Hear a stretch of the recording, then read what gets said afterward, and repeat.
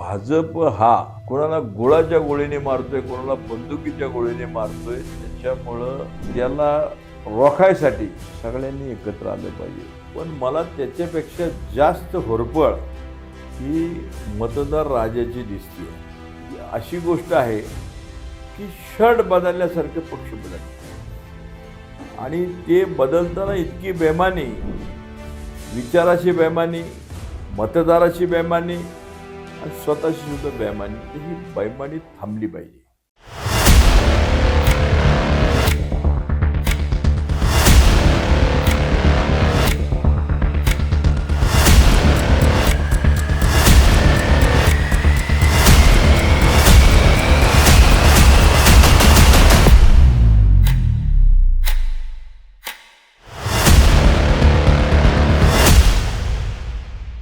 मी छत्रपती शिवाजी महाराजांचा मावळा आहे असं मी का म्हणतो की मी ज्या शरदचंद्र पवार साहेबांचं नेतृत्व मानतो, त्या पक्षात काम करतो.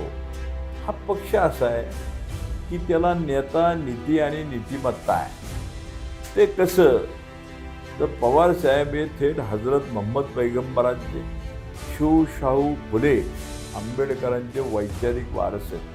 सार्वजनिक कार्यकर्ता त्याला जर वैचारिक पक्ष बैठक असली तर मग त्याला, आणि सत्ता परिवर्तन सर्वात महत्त्वाचं माध्यम आहे. ते आता छत्रपती शिवाजी महाराजांनी जसं हिंदवी स्वराज्य स्थापन केलं, 700 वर्ष 5 मिनिटं घालवलं, महात्मा गांधींच्या नेतृत्वाखाली 150 वर्षाचं ब्रिटिशांचं सरकार गेलं आणि महात्मा गांधींनी असं सांगितलं की ह्या देशाचा विकास करता समाजाचा शेवटचा माणूस लक्षात ठेवून तुम्ही विकासाची योजना राबवा.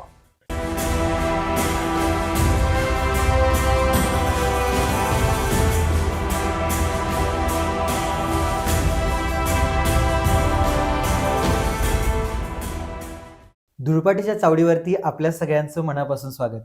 खरं तर पुणे ही सांस्कृतिक, ऐतिहासिक आणि पुरोगामी विचार असणारी भूमी. याच पुण्यातून अनेक पुरोगामी चळवळींना सुरुवात झाली. पण आज मात्र राजकारणाचं स्वरूप बदललं आणि या राजकारणाबरोबर माणसं देखील बदलत गेली. खरं तर राजकारणामध्ये चंगळवास वाढीत लागला आणि हा चंगळवाढ वाढत असताना कुठेतरी निष्ठा, परंपरा आणि शाहू फुले आंबेडकरांचे ते विचार हरवतायत का काय असा प्रश्न पडायला लागला. परंतु मात्र हाच प्रश्न ज्यावेळेस पडायला लागतो त्यावेळेस काही माणसं हीच निष्ठा, हीच परंपरा आणि हाच विचार घेऊन समोर येतात आणि समाजासमोर पैशाचं नाही तर विकासाचं राजकारण समोर ठेवतात.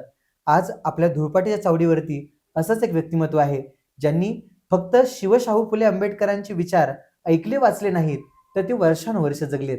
थेट आज आपल्या चावडीवरती गप्पा मारण्यासाठी उपस्थित आहेत या पुणे राष्ट्रवादीचे माजी शहराध्यक्ष माननीय रवींद्र माळवदकर सर. सरांनी अनेको वर्ष हा पुरोगामी विचार जिवंत ठेवण्यासाठी प्रयत्न केलाय, तो विचार जगलाय. थेट आज त्यांच्याकडनं आपण जाणून घेऊया हा विचाराबद्दल आणि आजच्या निवडणुकींबद्दल. सर, आपलं आमच्या चावडीवरती मनापासून स्वागत. नमस्कार. खरं तर आता निवडणुका आल्यात आणि थेट निवडणुकीचं वातावरण सगळीकडे मोठ्या प्रमाणामध्ये आहे, त्यामुळे अगदीच वेळ न घालवता मी थेट मुद्द्यावरती जे ते मुद्द्यावरतीच बोट ठेवेन. आजकाल पुण्यामध्ये राजकारण प्रचंड बदललंय. पक्षनिष्ठा, कार्यकर्त्यांची होणारी प्रचंड होळपर की जी रोज टीव्हीवरनं आज आपण बघतोय, या पुण्यातल्या बदलत्या राजकारणाकडे तुम्ही कशा पद्धतीने बघता? तुम्ही म्हणाला ते बरोबर आहे, कार्यकर्त्यांची होरपळ. पण मला त्याच्यापेक्षा जास्त होरपळ ही मतदार राजाची दिसतीये. आणि तो मतदार राजा आज त्याची वाईट अवस्था आहे. आणि आता तुम्ही सांगितलं त्याप्रमाणे सध्याचं राजकारण हे पैशासाठी राजकारण, राजकारणासाठी पैसा, आणि सगळ्यात भयानक आणि वाईट अशी गोष्ट आहे की शर्ट बदलल्यासारखे पक्ष बदलले आणि ते बदलताना इतकी बेमानी, विचाराची बेमानी, मतदाराची बेमानी आणि स्वतःची सुद्धा बेमानी, तर ही बेमानी थांबली पाहिजे. बरोबर आहे की आजकाल ते टीव्हीवरती बघतो जे आपण प्रचंड भयानक आहे. तुम्ही राजकारणांच्या पायऱ्या पाहिल्यात. अगदी सुरुवातीपासून तुमचा प्रवास चालू झाला, टप्प्याटप्प्यावरती इथपर्यंत तुमचा हा प्रवास आलाय. मला या प्रवासाबद्दल थोडंसं जाणून घ्यायला आवडेल की याची सुरुवात कुठून झाली होती आणि हा आतापर्यंत कसा आला? आता मी मुळात काय माहितीये का, मी छत्रपती शिवाजी महाराजांचा मावळा आहे असं मी का म्हणतो, तर मी ज्या शरदचंद्र पवार साहेबांचं नेतृत्व मानतो आणि त्या पक्षात काम करतो. हा पक्ष असा आहे की त्याला नेता, नीती आणि नीतिमत्ता आहे. ते कसं? तर पवार साहेब हे थेट हजरत मोहम्मद पैगंबरांचे, शिवशाहू फुले आंबेडकरांचे वैचारिक वारस आहेत. तर ते कसे आहेत? तर हजरत मोहम्मद पैगंबरांनी 1400 वर्षापूर्वी बापाच्या इस्टेटीमध्ये मुलीचा हक्क सुरू केला. तोच वैचारिक वारसा डॉक्टर बाबासाहेब आंबेडकरांनी ते कायदा मंत्री असताना हिंदू कोडच्या निमित्ताने आणायचा प्रयत्न केला. पण इथल्या सनातनी मंडळींनी, जे मनुस्मृतीवादी आहेत, त्यांनी त्याला विरोध केला. ते होऊ दिलं नाही आणि मग बाबासाहेब आंबेडकरांनी त्याचा राजीनामा दिला. पुढं हाच विचार पवार साहेबांनी मुख्यमंत्री असताना मुलींना बापाच्या इस्टेटीमध्ये तर वारसा हक्क दिलाच, पण त्यांना सत्तेची दारं खुली केली, 33% आरक्षण ठेवून. आणि मग हा विचार मला जिथं जिथं जगता आला, राबवता आला, तो मी केला. त्याचं उदाहरण, मी PMTला चेअरमन असताना, मी चेअरमन व्हायच्या अगोदर PMTमध्ये एकही महिला नोकरीला नसायची. पण मी चेअरमन झाल्यानंतर आमच्या परिसरातल्या एक कामगार वारला. आता त्याची, आणि त्यावेळेला कशी परिस्थिती असायची, जर कामगार वारला तर त्यावेळेला त्याची पोरं 5-7 वर्षाची असायची आणि ती 18 वर्षाची होईपर्यंत तिथं तो चेअरमन नसायचा, तिथं तो अधिकारी नसायचा आणि त्याला नोकरी नाही. मग मी त्याचा नोकरीचा निर्णय घेतला. आता हजारो महिला तिथं काम करतायत. आता दुसरा विषय असा आहे की बाबासाहेब आंबेडकरांनी जे, म्हणजे बाबासाहेब आंबेडकर हे ती युनिव्हर्सिटी, कोलंबिया युनिव्हर्सिटीमधले विद्यार्थी, त्यांच्या आधी इतका हुशार विद्यार्थी नव्हता ना, तर आजही नाही आहे. पण साधारणतः बाबासाहेब आंबेडकरांच्या संदर्भामध्ये कोणालाही विचारलं, बाबासाहेब आंबेडकरांचं सगळ्यात महत्त्वाचं काम तुम्हाला काय माहिती आहे, ते सांगायचे आरक्षण चालू केलं, याच्या पलीकडे नाही. पण बाबासाहेब आंबेडकरांनी कामगार कायदा केला, त्याच्यानंतर नदीजोड प्रकल्प राबवला, अशा असंख्य लावले. आणि त्या विचाराने पवार साहेबांनी सत्तेत सुद्धा त्यांचा विचार करून आपल्या महाराष्ट्राला बरंचसं हे केलं. फुल्यांचा विचार कसा जगला, तर फुल्यांचा विचार सुद्धा मुलींना, कालच सावित्रीबाई फुलेंची जयंती झाली 3 जानेवारीला. आपल्या देशाची स्वातंत्र्य झाल्यानंतर जी अंगणवाडीपासून अग्निबाणापर्यंत जी प्रगती झाली, त्यात 50% महिलांचा वाटा आहे. ती सावित्रीबाई फुलेंनी महिलांसाठी पहिली शाळा सुरू केली म्हणून. आणि त्यांनी दुसरी मता बेगम. आता हा सुद्धा विचार पवार साहेबांनी किंवा मी शिक्षण मंडळावर असताना मुलींसाठी असे अनेक उपक्रम राबवले. तर हा जो विचार आहे, आणि कसा असतं, सार्वजनिक कार्यकर्ता त्याला जर वैचारिक पक्की बैठक असली तर मग त्याला, आणि सत्ता परिवर्तन सर्वात महत्त्वाचं माध्यम आहे, ती महापालिकेची एक ह्याच्यातली. पण त्याला जर समजा त्याची वैचारिक बैठक असली की आता छत्रपती शिवाजी महाराजांनी जसं हिंदवी स्वराज्य स्थापन केलं, 700 वर्ष स्वातंत्र्य घालवलं, महात्मा गांधींच्या नेतृत्वाखाली 150 वर्षाचं ब्रिटिशांचं सरकार गेलं. आणि महात्मा गांधींनी असं सांगितलं की ह्या देशाचा विकास करता समाजातला शेवटचा माणूस लक्षात ठेवून तुम्ही विकासाची योजना राबवा. आणि पहिले पंडित जवाहरलाल नेहरू, ज्या काँग्रेस चळवळीत मी काम करत आलो, पवारसाहेब काम करत आले, त्यांनी पंतप्रधान झाल्यावर सांगितलं पहिल्या भाषणात की इथून पुढं आमचे मंदिर, मस्जिद, गुरुद्वारे हे आमचे प्रकल्प असतील, धरणं असतील, आणि त्याच्या माध्यमातून लोकांना आम्ही प्रगत करू, रोजगार देऊ. आणि आजच्या परिस्थितीमध्ये हे सगळं विकायचं काम झालेलं आहे. आणि तोच विचार पुण्यात असल्यामुळं पुण्याचं म्हणजे खऱ्या अर्थानं वाटोळं झालं. म्हणजे पूर्वीच्या काळामध्ये ह्यांनी भ्रष्टाचारा नावाने ओरडले आणि मोठा प्रचंड भ्रष्टाचार केला. म्हणजे रस्ता करताना त्यात नुसतं कमिशन खाल्लं नाही, ह्यात ठेकेदारी केली आणि काही ठिकाणी तर काहीच काम न करता बिलं काढली. आता ही जी परिस्थिती आहे ही अत्यंत, आणि पुणे शहरात तर वाईट आहे. आता मी सुरुवातीला सांगितलं तुम्हाला की माझं सार्वजनिक जीवन भाई टिळेकर आणि बाबा आढावांच्या कडखांद्यावर झालं. बाबा आढाव पुणे शहरात नगरसेवक असताना त्यांनी पूर्वी पुणे 18 पेटांचं होतं आणि 18 पेटांच्या पुण्यामध्ये एका गल्लीमध्ये 3-4 दुकानं असायची. एखाद दुसरं नाभिकाचं, एखाद दुसरी लॉन्ड्री, 2 किराणा मालाची. पण जसा समाज वाढत गेला तशी गरज वाढत गेली, तर बाबा आढावने आणि त्या काळातल्या नगरसेवकांनी असं ठरवलं, रोजगार पण वाढला पाहिजे, लोकांची सोय बी झाली पाहिजे, म्हणून 5 बाय 4च्या स्टॉलची योजना आणली. तो स्टॉल महापालिकेनेच निर्माण करायचा, खर्च करायचा आणि 12 रुपये महिन्यानी त्या गरजवंताला. मग ते नाभिकाचे स्टॉल, चर्मकाराचे स्टॉल, लॉन्ड्रीचे सुरू झाले. असं विचार पाहिजे. आता माझ्या बाबतीत जर सांगितलं, मी जर त्यांचा वारसा सांगतो, तर आम्ही शहरातल्या घरांच्यामध्ये ₹1 रोज घेऊन ₹365 नळ द्यावा, ते आमच्या प्रभागात पण आम्ही दिले. कारण पूर्वी काय असायचं, घरपट्टी नळपट्टी लय झालं तर उदाहरणार्थ ₹1,500 वर्षाला मिळायचे महापालिकेला.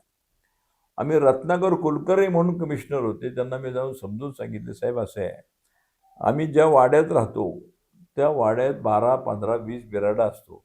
सकाळी 6 वाजल्यापासून 9 असतो, 9 वाजेपर्यंत पाणी असतो. नळावर आमच्या घरातली माणसं भांडतात आणि पुन्हा 12 वाजता भाजी तयार झाली की एकामेकाला देतात. हे चक्र जर थांबवायचं असलं तर तुम्ही आमच्या घरात नळ दिला पाहिजे ₹365 वर्षाला घेऊन. त्याच्यासाठी फक्त तुम्ही एक अट कमी केली पाहिजे. त्या काळामध्ये आर्किटेक्टचा हे लागायचं आणि प्लंबरचं, आणि त्याच्यावर खर्च यायचा. आणि गरीब कष्टकरी माणसं जी असायची त्यांना हे पैसे खर्च करणं नव्हतं. म्हटलं साधी गोष्ट आहे साहेब, आम्ही आमचं घर पाडायला नळ घेऊ का? जिथं पाण्याचा निचरा असेल तिथंच आम्ही नळ घेऊ. त्यांना ते पटलं आणि म्हणले यात महानगरपालिकेचं उत्पन्नही वाढलं, आमची मोठी सोय होईल. ते म्हणले तुम्ही आजच ठराव द्या, मी त्याला अभिप्राय देतो, मान्य करतो. ते केलं, आम्ही ते केलं आणि मी आमच्या प्रभागात घरात नळ दिले. आणि त्याच्यामध्ये सुद्धा म्हणजे आता आमची वस्ती मी तुम्हाला सांगितलं, धनगरवाडा, कुंभारवाडा, कैकाडवाडा, चमडे गल्ली, अशा सगळ्या. आणि चमडे गल्लीतलं नळ कनेक्शन देताना तर त्यांच्या घराघरात नळ दिला, पण त्यांचा पवित्र रमजान महिना असतो, तिथं 99% मुस्लिम राहिला आहेत. रमजान महिन्याच्या पहिल्या दिवशी उपास धरताना त्या विधीला शेरी म्हणतात. त्यांच्या घरात त्या पाण्याने त्यांची शेरी झाली. आणि आमच्या परिसरामध्ये संत ज्ञानेश्वर आणि तुकाराम महाराजांच्या पालख्या असतात मुक्कामाला. त्यांच्यासाठी मोफत निवास, भोजन, भजन, मनोरंजन, मसाज असे आम्ही त्याला उपक्रम करतो. आणि त्याच्यात सुद्धा सर्व जाती धर्माच्या लोकांना सामावून घेतो. तुकाराम महाराजांची पालखी निघते तेव्हा अंगारच्या बाबाला अभिवादन करत पुढे जातं. तीच अभिवादन भजन फेरी आम्ही सुरू केली. जसं संप्रदायाची भजनं आहेत तशी सुफी संतांची आहेत, त्यात सगळ्या धर्माचे लोक घेऊन आम्ही ती हे करतो, अभिवादन दिंडी काढतो. आणि आमच्या भागातल्या रिजवानी मस्जिदीच्या वतीने वारकरी बांधवांना भोजन पंगत देतो. म्हणजे थोडक्यात सर्व जाती धर्माच्या लोकांना एकत्र घेऊन तुमचा विचार जो आहे तो विचार कामांचा जो काही लेखाजोखा आहे तो चालू आहे. खरं तर धार्मिक आणि जातीय ध्रुवीकरण उत्तरेला हा पॅटर्न जो आहे तो पुरोगामी महाराष्ट्राच्या निवडणुकीत यशस्वी होईल अशी कल्पना देखील कुणाला जी आहे ती वाटली नव्हती. निवडणुकीत जिंकण्यासाठी कित्येक मुरलेल्या पुरोगामी म्हणून घेणाऱ्या राजकारण्यांनी हा पॅटर्न जो आहे तो आत्मसात केला आणि त्यांनी शाहू फुले आंबेडकरांच्या विचारांवरती जगायला सुरुवात केली. खरंच शाहू फुले आंबेडकरांच्या या पुरोगामी विचारांवरती वैचारिक राजकारण करणं अशक्य झालंय का? आणि हे अपयश नेमकं कुणाचं आहे? आता हे थोडं कमी पडलं. त्याचं कारण असं आहे, की ज्यांची सामाजिक बांधिलकी होती, तो वर्ग कमी झाला आणि आजचा जो पॅटर्न आला आहे, की बाबा आम्ही हिंदुत्ववादी आहोत हं. आणि त्याच्यामध्ये मग सगळ्या जाती धर्मात फूट पाडायची. आता आम्ही पण हिंदू आहोत, पण आमचं हिंदुत्व नथुरामाचं नाही, आमचं तुकारामाचं आहे, ज्ञानोबाचं आहे, शोभाचं आहे, की हा विचार आणि हे हिंदुत्व सगळ्यांना एकत्र करा म्हणतं. आणि माऊली तर म्हणते विश्वची माझी घरं. तर देशाचा शहराचा प्रश्न राहतो कुठं? आणि आता हे जाती जाती धर्माधर्मामध्ये द्वेष निर्माण करतात आणि आमच्या परिसरात जगातल्या सगळ्या जाती धर्माचे लोक राहायला आहे. आणि 1986 पासून दंगल झाली नाही, त्याच्यामध्ये आमचं योगदान आहे. आम्ही जो हा सगळा उपक्रम राबवतोय त्याच्यामुळं. आणि जिथं शांतता तिथं प्रगती, जिथं अशांतता तिथं अधोगती, या जगातला सिद्धांत आहे. बरोबर आहे. खरं तर या विचारांवरती जे आहे ते तुम्ही सगळे जगताय. पण दुसऱ्या बाजूला मी पुण्याकडे पाहिलं तर मला हे चित्र खूप विचित्र दिसतं. अगदीच मी आत्ता बघितलंय सत्तेसाठी लोकांनी पक्ष बदलले. लोकं या पक्षामधून त्या पक्षाकडे जे आहे ते बदलली. जी कालपर्यंत सांगत होती, की बाबा या आमच्या विरोधाच्या विचारधारा आहेत. त्यांनी त्याच विचारधारा स्वीकारल्या आणि पुन्हा काम करायला सुरुवात केली. हे सगळं सत्तेसाठी केलं हे उघड जनता बघतीये. एवढं सगळं होत असताना, लोकं सत्तेच्या बाजूनं जात असताना, लोकं प्रवाहाच्या बाजूनं जात असताना तुम्ही अजूनही शरदचंद्रजी पवार साहेबांबरोबरच का उभे राहताय आणि तुतारीच या चिन्हाबरोबर का लढताय? त्याचं कारण असं आहे, मी मगाशी सांगितलं, शरद पवार हे नेता नीती आणि नीतिमत्ता असलेला पक्ष चालवतात आणि त्यांचं असं सांगणं आहे, तुम्ही 80% समाजकारण केलं पाहिजे, पुरतं 20%तलं राजकारण केलं पाहिजे. तर आता त्यांचा जो विचार आहे तो शाश्वत विचार आहे आणि त्यांच्याबरोबर आणि त्यांच्यावर निष्ठा ठेवण्याचं काम म्हणजे खऱ्या अर्थानं शिवबा तुकोबा ज्ञानोबाचं काम आहे आणि हे राष्ट्रीय कर्तव्य आहे. म्हणून सध्या तुम्ही पवार साहेबांसोबत आहात. माझा पुढचा प्रश्न असा असेल, की मी आता काय झालं, की बघितलंय तुम्ही निवडणुकी आता सध्या सगळीकडे जे आहे ते धामधूम चालू आहे. असं ऐकण्यात आलं, की सध्या तुम्ही तुमचे जे चिरंजीव आहेत शिवराज यांना देखील तुम्ही निवडणुकीच्या रिंगणामध्ये पहिल्यांदाच उतरवताय. शिवराजनं राजकारणात यावं असं तुम्हाला का वाटतं? आणि सगळ्यात महत्त्वाचं म्हणजे राजकारणामधनं नेमकं काय अभिप्रेत आहे? नाही, शिवराजने काय करावं, काय शिकावं, हे मी कधी त्याला सांगितलं नाही, अपेक्षित नाही. मी सुद्धा त्याला असं सांगितलं होतं, की तुला जे करायचं ते तू तुझ्या ह्याने कर, पण तू चांगला माणूस झाला पाहिजे. म्हणजे आपल्या त्या जाधव साहेबांच्या वडिलांनी, नरेंद्र जाधव मला वाटतं बहुतेक कुलगुरू होते. हं, त्यांच्या वडिलांचं मी पुस्तक वाचलं होतं, आम्ही आणि आमचा बाप. हं, त्याच्यामध्ये त्यांचे वडील चतुर्सेनीत काम करायचे. पण ते त्यांच्या पोराला एक सांगायची गोष्ट, तू काय बी हो पण टापचा हो, म्हणजे टॉपचा हो. हं. हमाल हो, कामगार हो, वकील हो, काय तुला व्हायचं, अधिकारी हो, टापचा हो. तोच विचार मी अनेक पुस्तकं वाचतो, पण तो भार डोक्यावर घेत नाही, त्यातला सार उचलायचा प्रयत्न करतो. तसं मी त्यांना लहानपणापासून सांगितलं आणि त्यांनी त्याच्या मनाने हे सगळं तो करतोय. आता एक नक्की आहे, की तो लहानपणापासून मी त्याला कडक खांद्यावर घेऊनच फिरतो. म्हणजे अनेक लोकं माझ्यावर टीका करायचे. काय त्या अण्णाला कळते का, पोरगं घेऊन फिरते. असं आहे, की बापाने पोराला पहिल्यापासून जवळ ठेवलं तर तो बापाचं निरीक्षण करतो आणि बापाच्या पावलं टाकतो. आणि सगळ्या पालकांनी एक गोष्ट लक्षात ठेवली पाहिजे, आपल्या पोरांना बेडरूमची गरज नाही, आपल्या कुशीची गरज आहे.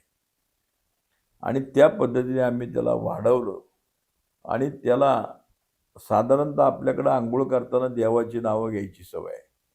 आम्ही देवाच्या संतांच्या बरोबर शिवाजी महाराज, जिजाऊ, फुले, शाहू आंबेडकरांचं ते नाव घ्यायला त्याला सांगितल्यामुळं त्याला हे सगळं आलेलं आहे. आणि मला आणि आमच्या परिसराला खात्री आहे, की शिवरायाला जर ह्या परिसरातल्या लोकांनी आमच्या प्रभाग 23 मधल्या जर त्याला निवडून दिलं, तो खात्रीने ज्याला खऱ्या अर्थाने सेवा म्हणतात लोकप्रतिनिधीच राहील.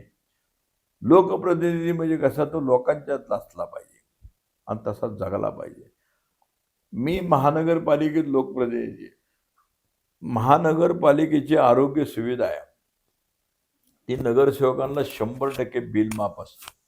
मी माझे वडील आई यांना शक्यतो जनरल वॉर्डमध्ये दिला घेतला आणि सुदैवाने मला काय ते हे पडत नाही गरज.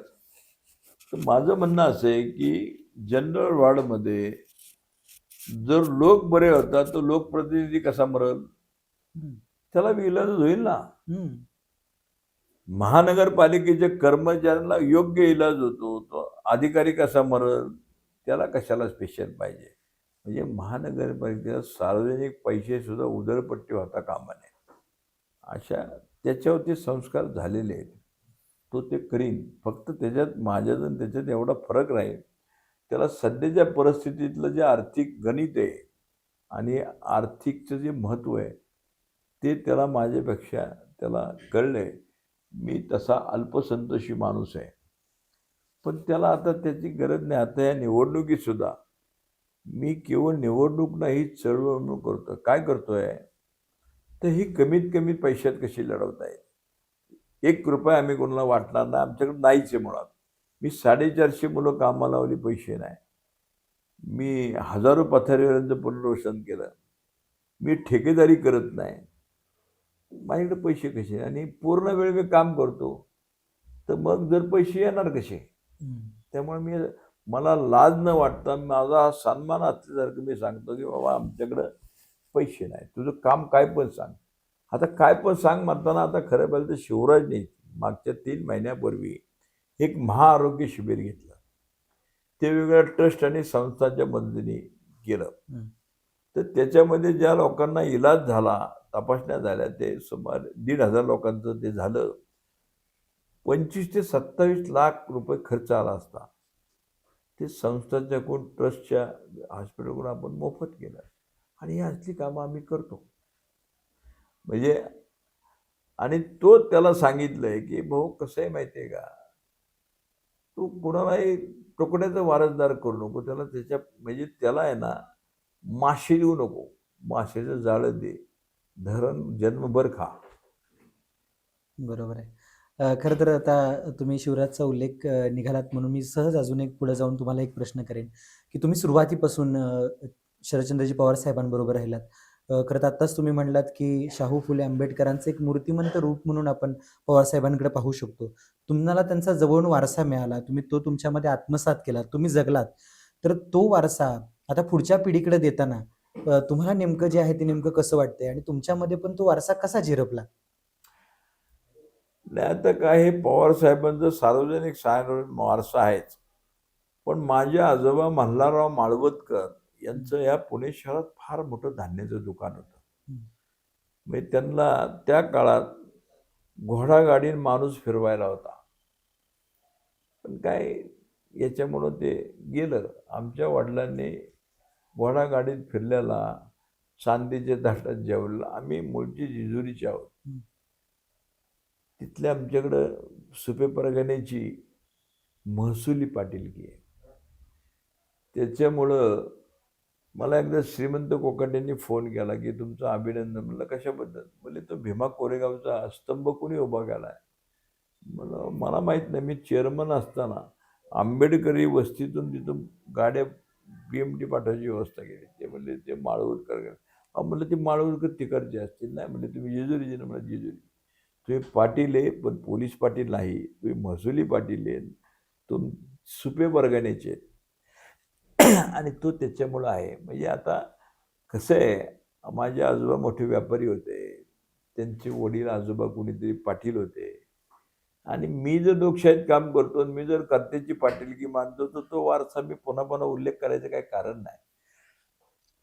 आता आणि हे तो माझ्याकडून अनेक वेळा ऐकतो, त्यामुळे त्याची मानसिकता तशी तयार झालेली आहे आणि त्याची पण इच्छा आहे. पुढे वळताना मी आता तुम्हाला थेट विचारेन की आता लोकसभामध्ये पवार साहेबांचा करिश्मा पाहायला मिळाला आपल्याला. की मोठ्या प्रमाणामध्ये राष्ट्रवादीनं सीटा ज्या आहेत ते जिंकल्या. नंतर मात्र विधानसभा किंवा नगर परिषदांमध्ये कदाचित मला वाटतं तुतारीची थोडीशी घसरण पाहायला मिळाली. अजूनही दोन्ही राष्ट्रवादींच्या युतीची चर्चा एका बाजूला आहे. प्रशांत जगताप सरांचा राजीनामा एका बाजूला आहे. हे सगळं पाहताना राष्ट्रवादीत नेमकं काय चाललंय, तुम्ही काय सांगाल? आता खरं पाहिलं तर पवार साहेबांचा म्हणजे 10 जून 1999 राष्ट्रवादी स्थापन झाली. आता मी मगाशी उल्लेख केला त्याला पवार साहेबांनी पक्षांतर्गत लोकशाहीचा मुद्दा मांडला होता तिथं. तर मी वसंत व्याख्यानमाला जो चालवतो पूर्व भागात गेल्या 30-35 वर्षापासून, तर मी पवार साहेबांना वसंत व्याख्यानमालेत विषय दिला होता पक्षांतर्गत लोकशाहीचं महत्त्व. आता मी हा विषय का दिला तर पवार साहेबांनी पक्ष नाही सोडला. पवार साहेबांना पक्षातून काढलं. का काढलं? ते AICCचे मेंबर होते आणि याच्यामध्ये चर्चा झाली होती की भाजपने RSSने सोनिया गांधींचा परदेशी जन्माचा मुद्दा उपस्थित केला आणि ते भांडवल करून ते काँग्रेसला मायनस करणार होते. त्याच्यावर AICCची चर्चा होती. तर मला वाटतं बहुतेक सोनिया गांधींनी पवार साहेबांना विचारलं तुमच्या याबद्दल काय मत आहे. ते म्हणले की हा मुद्दा वाढू शकतो पण त्याला आपण दुरुस्तही करू शकतो. आणि ते असं म्हणल्यामुळं काँग्रेस ही जशी जनतेची चळवळ आहे तशी आत्ताच्या काळामध्ये लाभार्थींचा सुद्धा तो पक्ष झाला काय अंशी. आणि त्याच्यामध्ये काँग्रेसमध्ये मास पडऱ्यापेक्षा क्लास पुढाऱ्यांना महत्त्व द्यायची परंपरा सुरू झाली आणि ते क्लास पुढारी हे त्यांच्यापेक्षा वेगळ्या नेतृत्वाच्या कानाला लागणे आणि पवारसाहेब हे मास पुढारी आणि त्याच्यातून मग पवारसाहेबांना पक्षातून काढलं आणि ते आम्ही याला पक्षातून लोकशाही त्यावेळेला पवारसाहेबांनी असं विधान केलं होतं की पक्षाच्या व्यासपीठावर कुठलाही मुद्दा मांडलाच पाहिजे, चर्चा केलीच पाहिजे, त्याच्याबद्दल वादच नाही आणि कार्यकर्त्याचं ते ऐकलं पाहिजे. पक्षाचा कार्यकर्ता हा जनता आणि पक्षाच्या मधला दुवा असतो. आम्ही त्याला सातत्याने जरी आपल्याला ऐकण्यासारखं नसलं, आपल्यावर पक्षात टीका होत असली बाहेर ती ऐकली पाहिजे आणि त्याच्यावर कारवाईचा बडगा नाही केला पाहिजे, दाखवला पाहिजे, तर पक्ष टिकू शकतो. ती पक्षांतर्गत लोकशाहीचं महत्त्व आहे. हे पवार साहेबांच्या पक्षातच हे प्रशांत जगताप आणि त्यांचा राजीनामा आत्ता जे झालं आणि आत्ता निवडणुकीत सुद्धा आम्हाला ज्या पद्धतीने आमच्या पक्षाचं मोठ्या प्रमाणात नुकसान झालं तो पवार साहेबांचा विचार ह्या काही मंडळींनी जगले नाहीत. आणि प्रशांत जगतापांचं म्हणणं असं होतं, त्यांनी गणित मांडलं होतं की जर दादांच्या बरोबर आघाडी केली तर अमकं होईल, इतके जागा वाटेल, त्याचं एक गणित होतं. तसं तर 6 महिन्यापूर्वी 2 वेळा मी असं सांगितलं होतं, भाजप हा कोणाला गुळाच्या गोळीने मारतोय, कोणाला बंदुकीच्या गोळीने मारतोय, त्याच्यामुळं त्याला रोखायसाठी सगळ्यांनी एकत्र आलं पाहिजे. त्या दादाची सुद्धा युती केली तरी चालेल, पण आमच्या कोर कमिटीच्या मिटिंगमध्ये त्याला सगळ्यांनी विरोध केला. त्यातला आता मी त्याचं नाव घेत नाही, आता तो पक्षातच आमच्या माणूसाने आता आहे शहराच्या पातळीवरचा, त्यांनी सुद्धा विरोध केला. आणि नंतर 2-3 महिन्यापासून त्यांनीच पुढाकार घेतला की दादाबरोबर गेलं पाहिजे, सगळ्यांशी बोलला आणि ते 1-2 नेते आणि प्रशांत जगताप हे पक्षाच्या व्यासपीठावर हे सगळं मांडून निर्णय करायचा ते प्रेसशी बोलत राहिले. आणि हे दोघंही हे प्रसिद्धीचे आजारी आणि त्याचा आजाराचा भोग पक्षाला भोगायला लागला. प्रेसशी बोलल्यामुळं, पब्लिकमध्ये बोलल्यामुळं सगळं डिस्टर्बच झालं आणि शेवटी ज्याला नाही म्हणत होते तेच केलं. आणि मग तुलनात्मकदृष्ट्या पवार साहेबांच्या राष्ट्रवादी पक्षाला त्यांच्या निष्ठावंतांना तसा न्याय मिळाला नाही. आणि त्यात पुन्हा काही मंडळींनी दादाशी हसत बोलत ही सगळी परिस्थिती निर्माण झाली. दादाला जर स्पष्टपणे सांगितलं असतं की अशी अशी परिस्थिती आहे, म्हणजे उदाहरणार्थ आहे प्रभाग क्रमांक 23 मध्ये. आता प्रभाग क्रमांक 23 मध्ये शिवराजच्या गटामध्ये जो राष्ट्रवादीचा उमेदवार आहे तो धड पवार साहेबाच्या राष्ट्रवादीचा नाही आणि दादाच्या राष्ट्रवादीचा नाही. अशा माणसाला तिकीट मिळालं म्हणजे किती दुर्दैवाचा भाग आहे. आता हे दादाला जर सांगितलं असतं की बाबा हा ह्या पण पक्षाचा नाही त्या पण पक्षाचा नाही, आता महाराष्ट्राची सगळी गडबड असल्यामुळं दादाचं बी याच्यात दुर्लक्ष झालं, तर दादाने बी हे घडून दिलं नसतं असं मला वाटतंय. तुमच्याशी बोलताना मला तुमचा जो वैचारिक वर्षाचा जो मुद्दे आहे ते प्रकर्षानं जे आहे ते प्रकर्षानं जागवतात, कारण तुम्ही जगलाय हे सगळं, तुम्ही अनुभवलं हे सगळं बऱ्याच वर्षांपासून. आता राजकारणाचा विषय सोडून थोडंसं मी बाजूला येईन, पुण्याच्या सांस्कृतिक विषयासंदर्भानं तुम्हाला विचारेन की पुण्यामध्ये जे ते खूप मोठा सांस्कृतिक वारसा आहे. पुण्यामध्ये शिवजयंती मोठ्या प्रमाणात होते, गणेशोत्सव मोठ्या प्रमाणामध्ये होतो, तुम्ही खूप मोठ्या प्रमाणामध्ये हे उत्सव जे ते उत्सव साजरी करतात. माझा प्रश्न असा आहे, हे दोन्ही सण तुम्हाला किती महत्त्वाचे वाटतात?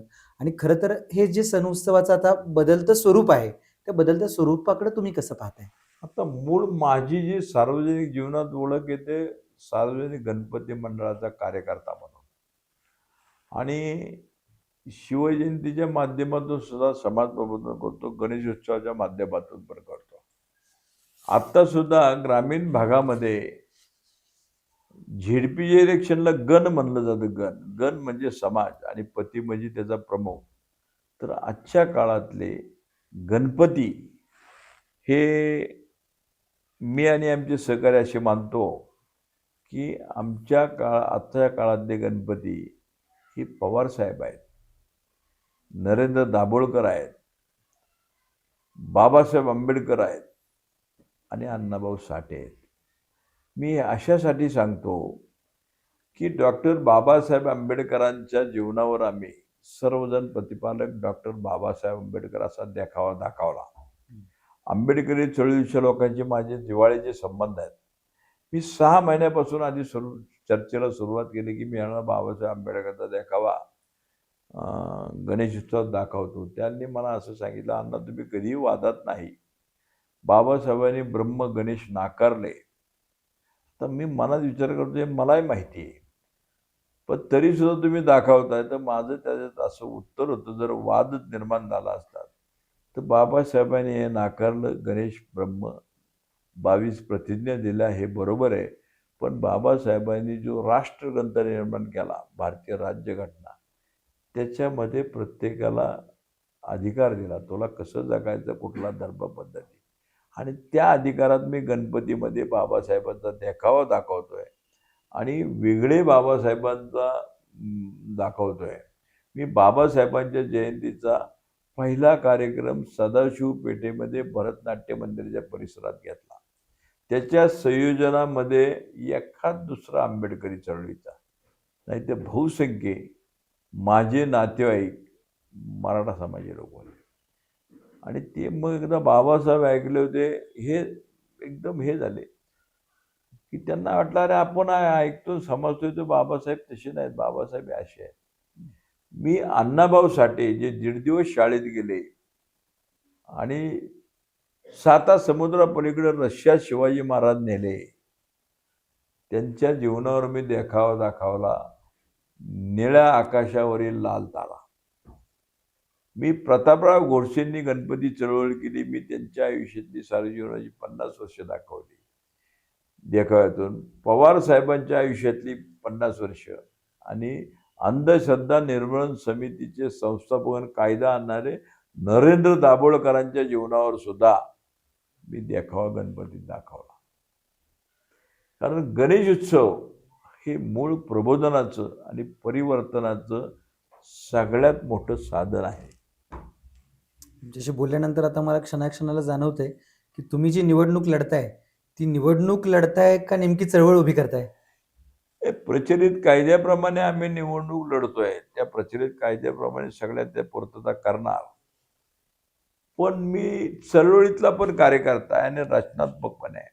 म्हणून पण मी ही चळवळ सुद्धा करतोय की अशा परिस्थितीमध्ये जे महाराष्ट्रात चाललंय, सगळे म्हणजे संभ्रम अवस्थेत आहे आणि सर्वसामान्य आर्थिक परिस्थितीच्या माणसाला असं वाटतं की मी ही निवडणूक लढू शकत नाही.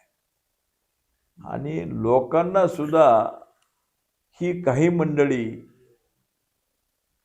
आवळा देतात आणि कोवळा पळवतात.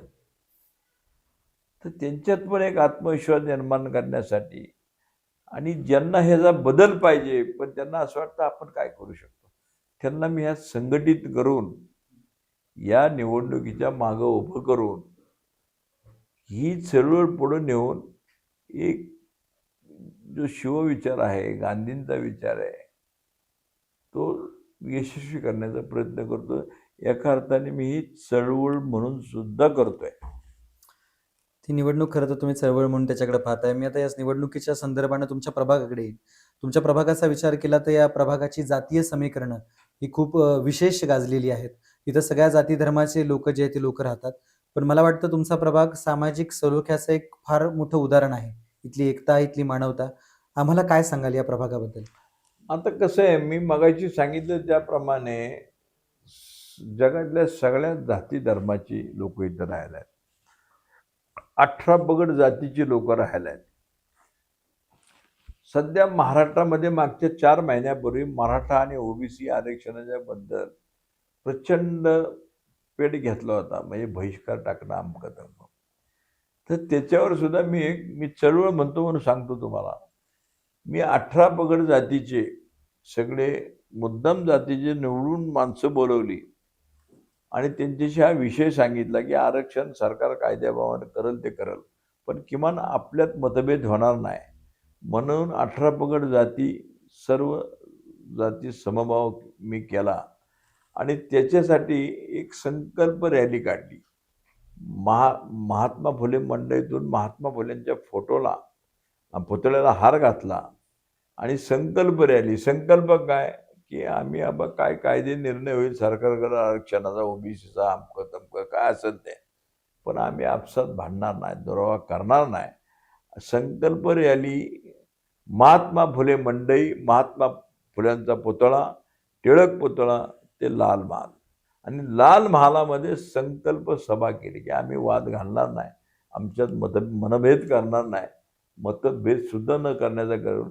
आणि त्या व्याख्यानाला श्रीपाल सबनीस, जे अखिल भारतीय नाट्य संमेलनाचे अध्यक्ष होते, त्यांचं भाषण ठेवलं होतं. बरोबर आहे. म्हणजे तुम्ही थोडक्यात खूप चांगल्या पद्धतीने या सगळ्या समाजाच्या लोकांना एकत्र घेऊन एक विकासाचं मोठं चित्र समाजासाठी उभं आणि करताय. एक महत्वाचं, या सगळ्यामध्ये शिवराजची उपस्थिती असते. सगळ्या कार्यक्रम त्यांच्यावर संस्कार टप्प्याटप्प्यावरती त्या निमित्तानं होतो आहे. या शहराचा आता विकास खूप मोठ्या प्रमाणामध्ये होतोय. शहराचा विकास वाढतोय. शहर झपाट्यानं वाढतंय. पुण्यातली लोकसंख्या वाढतेय. पण त्याबरोबर प्रश्नही वाढतायत. गुन्हेगारी वाढतीये. आपल्याकडे वाहतुकीचा प्रश्न तयार होतोय. पाण्याचा प्रश्न वाढतोय. हे सगळे प्रश्न आता गुंतागुंतीचे होत चाललेत. तुम्ही या प्रश्नाकडं कशा पद्धतीने पाहता? आणि तुम्हाला काय वाटतं आता परिस्थिती हाताबाहेर गेली? हाताबाहेर गेली, पण तरी सुद्धा थोडीशी पुन्हा हातात आणण्यासारखी परिस्थिती आहे, त्या प्राप्त परिस्थिती. आता पुणे शहरामध्ये विकास करताना 25 आणि 50 मजल्याच्या इमारतींना परवानगी देतात. एवढं पाणी आणणार कुठून? एवढी ड्रेनेजची व्यवस्था करणार कुठून? आणि मी नगरसेवक असताना पुण्याच्या विकास आराखड्याच्या संदर्भामध्ये मला एक उपसूचना देण्यासाठी मी पहाटे 4 वाजेपर्यंत सभागृहात होतो आणि ती कुठली आरक्षण टाकायची काढायची नव्हती. माझी उपसूचना अशी होती की आज पुणे शहरामध्ये इतकी अतिक्रमणं झालेली आहेत, आता त्यांना काय त्रास द्यायचा, माज आलाय म्हणून नाही, ते जगण्यासाठी रस्त्यावर गाडी लावतात, स्टॉल लावतात, काय करतात, आणि त्यामुळे रहदारीला अडथळा होतोय. म्हणून मी एक असं त्याच्यामध्ये उपसूचना मांडत होतो की इथून पुढे ज्या नवीन इमारती होत्या त्याच्यामध्ये 2 गोष्टी केल्या पाहिजेत. एक गोष्ट, जसं पार्किंग कंपल्सरी करता तुम्ही अभ्यास करून, तसं त्या ठिकाणी 5x4चे 5x5चे छोटे गाडे गेले पाहिजेत.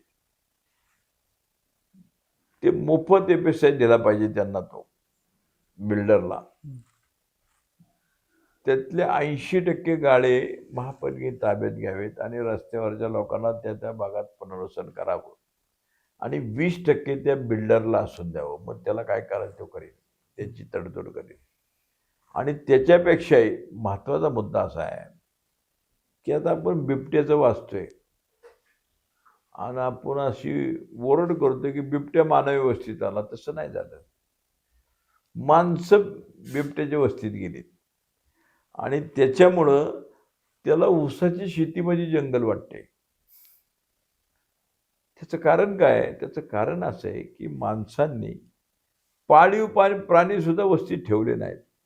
म्हणून मी अशी चर्चा करतो किंवा माझी अशी मागणी आहे, मी जर शिवराम नगरसेवक झाला त्याला आग्रह धरायला लावणार आहे की तुम्ही जशी पार्किंगची व्यवस्था करता, माझ्या डोक्यात स्टॉलचे, तसे समजा एका बिल्डिंगमध्ये 20 फ्लॅट झाले आणि 70-80 लोक राहायला आले, तर त्यांना दूध किती लागेल?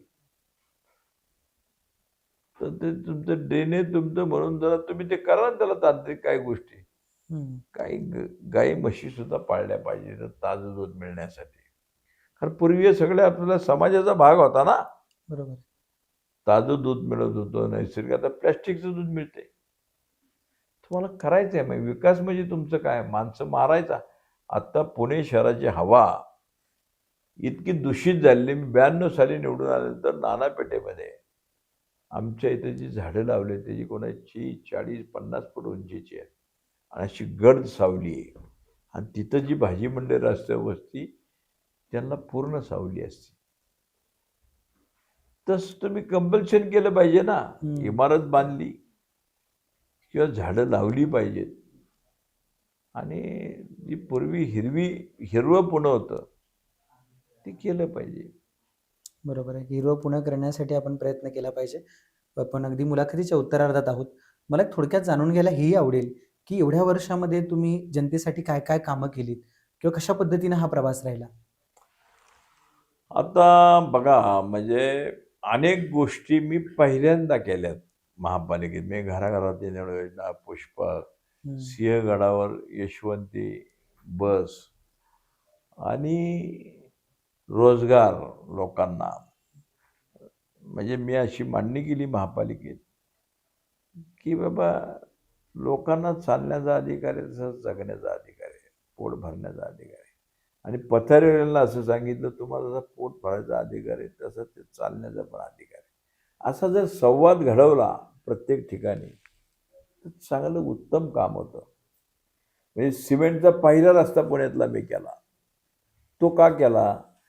मार्केट यार्डच्या आधी आम्ही जिथं निवडून आलो, आत्ता जो ह्या प्रभागातच ते होलसेल मार्केट होतं आणि ते हेवी ट्रक आल्यामुळं उन्हाळ्यात डांबरी रस्ता खचायचा आणि उंदीर घुशी डांबरी रस्त्याला बोळं पाडून इकडून तिकडे करायचं. मी दिवाळीच्या शुभेच्छा द्यायला वापर केलो, त्यावेळेला तो हमाल ते काढायचा पाणी खड्ड्यातलं. ह्याच्यावर इलाज केला पाहिजे म्हणून मी रेडीमिक्सच्या माध्यमातून, स्लॅबच्या माध्यमातून पहिला सिमेंटचा रस्ता केला. 30 वर्ष टाकवा गेला नाही. आणि ड्रेनेज लाईन विद्युत हे सगळे फुटपाथला घेतलं. व्यापारी, रहिवासी आणि हे सगळे अधिकाऱ्यांची एकत्र मिटिंग घेतली, एकत्र चर्चा घडवली आणि मग ते केलं. बराच मोठा वेळ तुम्ही या सगळ्या कामांसाठी दिलेला आहे. अगदीच मुलाखतीच्या उत्तरार्धात आणि शेवटच्या प्रश्नाकडे वळताना एवढंच म्हणेन, तुम्ही ही जी आहे ती येणारी जी निवडणूक आहे ती तोंडावरती आहे. पुण्यातले नागरिक हे सगळं पाहतायत. या पुण्यातल्या नागरिकांना काय आव्हान कराल आणि पुण्यातल्या या महानगरपालिकेचा जो निकाल आहे तो तुम्हाला कसा अपेक्षित आहे? मी पुणे महानगरपालिकेतल्या नागरिकांच्या पेक्षा आज ते मतदार राजा आहेत. पूर्वी राजा जशी प्रजा म्हणलं जायचं, आता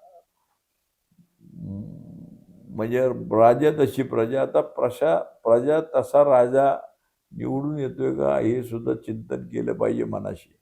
तुम्ही मतदार राजा आहात तर तुम्ही तो कुठल्याही पक्षाचा राहू द्या, तो चांगला आहे का? पैशासाठी राजकारण, राजकारणासाठी पैसा आणि दल बदलून आहे ना अशांना तुम्ही निवडून पाठवा, तर मग ह्याला कुठंतरी आटोप येईल. आणि अगदी काय नाही झालं तर मी 23 नंबर प्रभागातल्या लोकांना हात जोडून विनंती करतो, तुम्ही शिवराजला त्याला निवडून द्या. लोकांना प्रश्न असा पडेल की शिवराज एकटा काय करणार.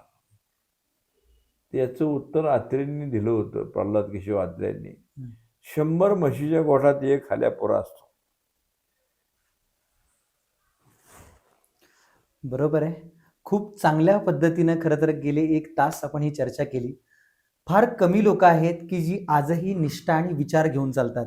खरं तर खूप आनंद आहे की यांच्या परिवारामध्येच हा विचार रुजलाय. त्यांनी स्वतःही तो अनुभवलाय आणि आपल्या मुलालाही तो देऊ केलाय. खरं तर मला वाटते प्रत्येक पालकांनी जर आपला हा निष्ठेचा विचार, आपला हा वैचारिक विचार जर आपल्या मुलामध्ये पेरला, तर येणाऱ्या काळात एक सुदृढ समाज उभा राहील. याच समाजाला अशाच लोकांची गरज आहे. ज्यांच्याबरोबर आज आपण चर्चा केली, त्यांनी या सगळ्या गोष्टी मी म्हणेन अनुभवण्यापेक्षा त्यांनी कर्तृत्वानं सगळ्या गोष्टी जगल्यात. त्यांच्या कर्तृत्वाचा ठसा खूप मोठा आहे. खूप छान वाटलं तुमच्याशी चर्चा करून. आपण वेळात वेळ काढून या चर्चेमध्ये सहभागी झालात. आपले विशेष आभार. धन्यवाद, आभारी आहोत. आवडला असेल मित्रांनो व्हिडिओ तर नक्की लाईक करा, चॅनलला सबस्क्राईब करा आणि तुमच्या काही सूचना असतील तर कमेंट बॉक्समध्ये द्यायला विसरू नका. भेटूया पुन्हा एकदा नवीन मुलाखत, एक नवीन राजकीय विषय घेऊन. तोपर्यंत स्टे ट्यून. Good night.